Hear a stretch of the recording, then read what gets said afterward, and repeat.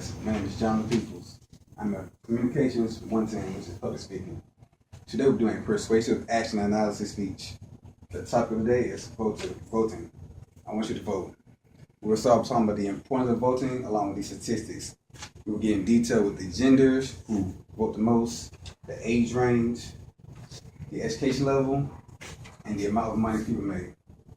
Such as, according to the statistics, people with less than a high school diploma have vote 50% on the actual, less than 50% of people with high school diploma actually vote.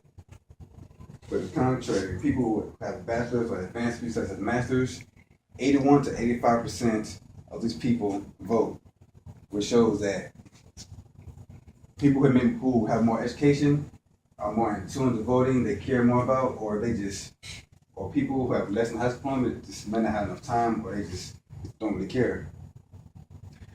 Continuing to do my research, I found that people who have less than $20,000 per year, have a 63.1% actually vote.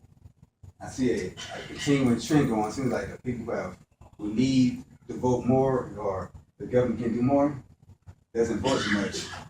Now I'm trying to get it out to the importance of why you should vote, because schools, books, having your local politicians spread money out for you to utilize so you can get a better education, so you can get more money, be more beneficial to these people who do not vote the most.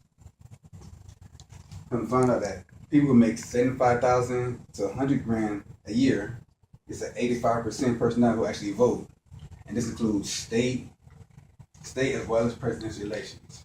I find this be stunning. Like, you think people who have the most money won't really care about what's going on. They're good to go. But I'm guessing, in my observation, they want to keep their money. They want to see how much tax base they can get, and they care who's in the office.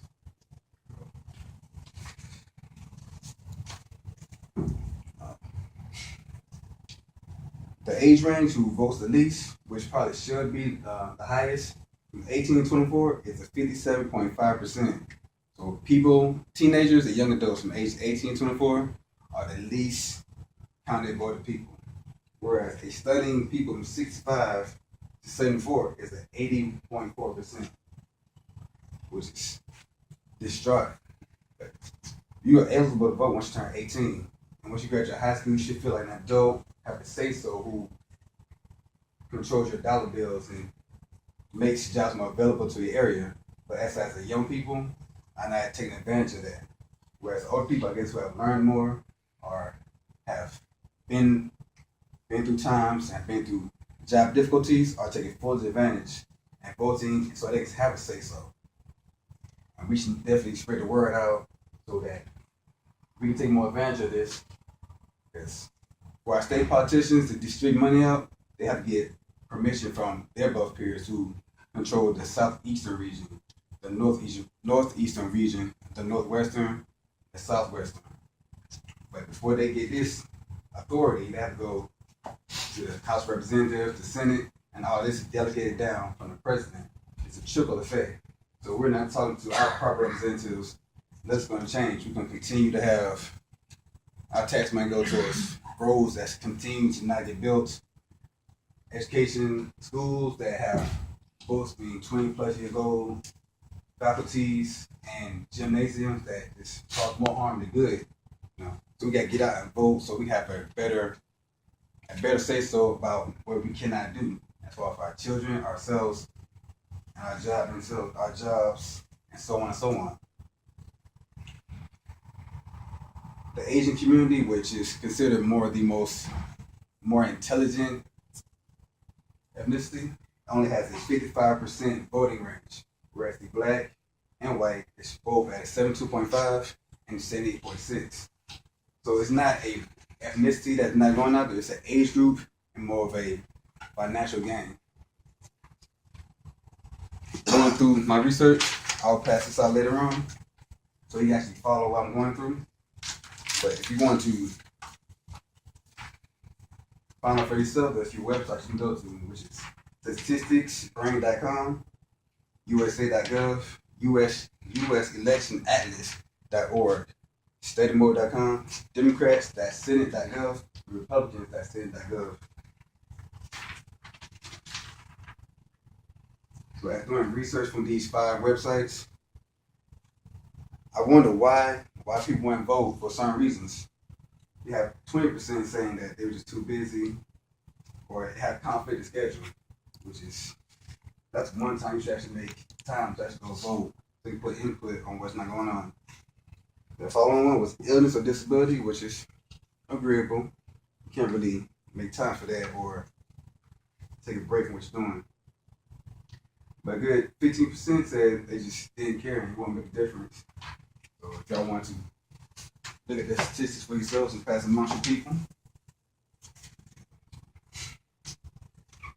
along with the research I did, I would think that a higher metropolis would be we have most registered voters and people actually vote like in New York or Chicago or Atlanta. This is not true at all. The highest registered voting and voting turnout was actually Utah with a 75% turnout. And the lowest was actually Minnesota, which is 53.1, which is at more of a widespread waste-bearing land. I would think it'd be at least there's not that many people there. I guess since they kind of build up and more people come together to have say so they can become a metropolis like Atlanta or New York or Chicago come up. In this past election, the 2012 presidential election, we actually had who were actually eligible to vote was a 206,072,000 people were actually eligible to vote. But only 146,311,000 actually registered to vote. This for all America. This for the past election, 2012. But the people who actually voted was 131,144,000 people. Now that's a 70,000 drop off from who actually was eligible and actually voted. I think we should definitely come together because we have seen a lot of upgrades in our political prowess. There could be a lot more. We have a lot more people to have a better say so.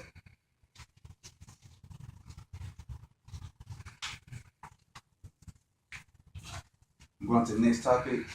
It's very important to get out to your personnel, your family, your friends, so that we can have a more controlled thought process when it comes to like military or going overseas, because the person in front is the person we put there.